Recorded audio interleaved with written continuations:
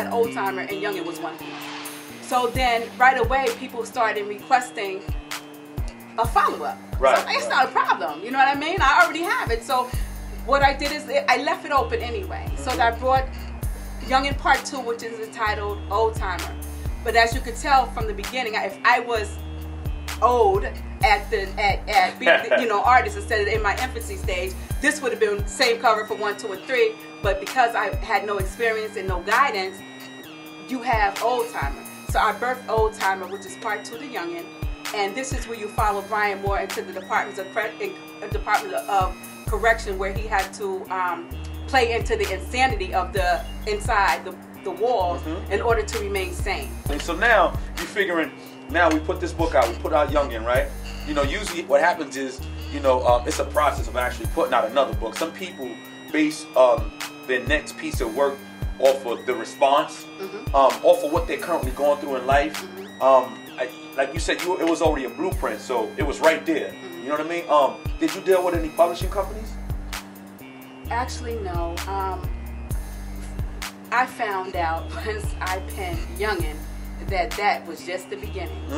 You know, I was in for a very rude awakening when I found out that you actually need an agent, you know, or you have to create that buzz for yourself before anyone takes you serious.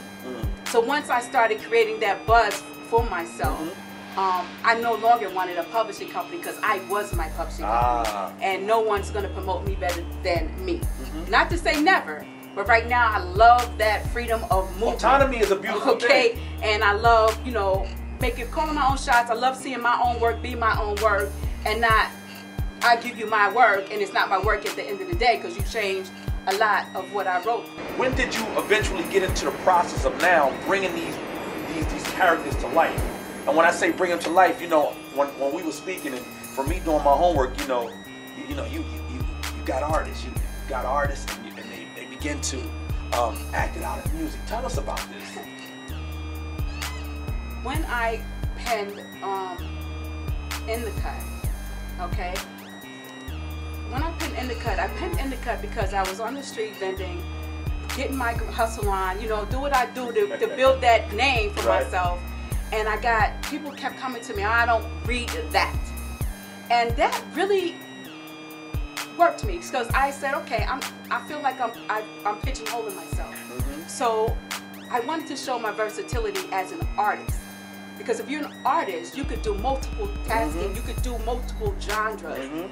And I tried my hand just to see, and it worked for me.